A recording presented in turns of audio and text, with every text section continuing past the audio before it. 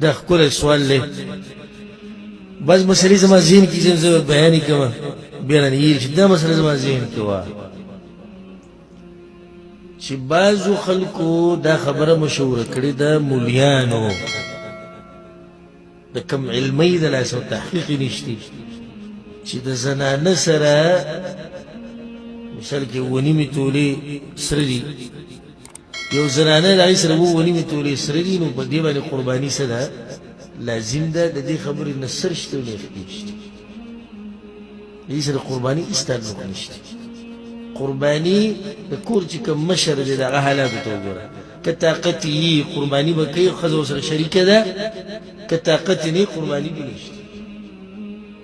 که دا ښځه مالداره د سره ورسره ډېر دي د خپل طرف نه یې کوي هېڅ خبر نه کولی شي خو د دې داسې پرې موږ نه لازموو چې تا سره سره پراته دي د سرو داسې څه نصاب شریعت نه دی ښوولی چې دا د زنانه سره وي نو بیا به قرباني لازم ده دا کمزورې خبره ده الله اعلم ضرور وایي چې چیلې او یا ګډ د ټول کوره طرف نه مونږ لږ ساعت مخکې دغه مسله تفصیلا بیان چې یو څاروی د ټول کور د طرف نه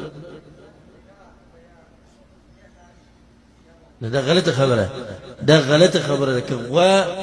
وایي چې د یو حصه کې ته شریک شوې په دې کې ټول کور والا راغلو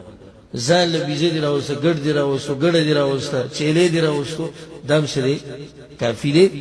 هغه خلک چې تا سره په دې کور کې دي او شریک دي هغه ټول پکې دننه راغلي که دې شي چې مالی جدایي خرچې جدایي نو بیا دوی په یو څاروي کې نه شریک دي اکثر دې وروڼو ته په دې وخت کې یو بل ډېر خواږی شي نه چې موږ شریک نه یو خو بیا هم وروڼه یو بل سره محبت دی د څاروي دپاره محبت پیدا شوی ده که چې د یو څاروي باندې کار وچلېږي نو ټانکې منکې لګي په دین کې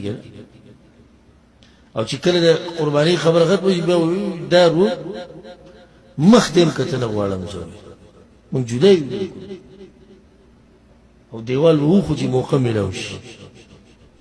چې د قربانۍ ورځ راشي بیا به دا ته پوښتنه کوي نو موږ خو یو چت لاندې وایو د یو چت لاندې چې هرکه د یو چت چې خرچه دې جدا ده دا جدا کورمه ده لنډه خبره ده بس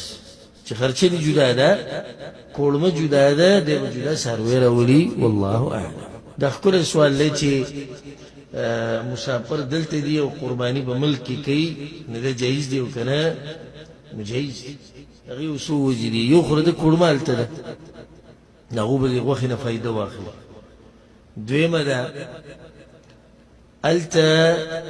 غریبانان هم درته معلوم دي واضح دي او که دا خبرې ته لرې کړي نو بیا قرباني په هغه ځای کې غوره ده په کوم ځای کې چې سړی وي او که دغه یو څو خبرې ته لرې کړي نو دغه یو څو خبرو په رڼا کې دا جواب به ورکړی کېږي چې دا قرباني څه ده صحیح ده او جایز ده الله اعلم څنګه یو ځای کې باز دی بل بل صحیح شو ګوره دا ښکلی سوال دی مو خو دا ووایي چې 3 وروڼه دي یا 2 وروڼه دي شریک دي په یو کور کې د دوی لپاره یو څاروی څه دی کافي دی ښه 2 وروڼه دي جدا دي په یو کور کې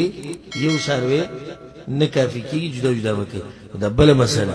2 وروڼه شریک دي خو کورونه یې جدا دي نو دوی به قرباني جدا جدا کوي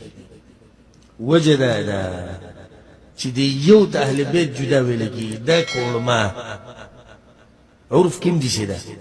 او څوک داسې نه وایي چې کورمه د پلاني نو د بل هغه پکې داخله شوه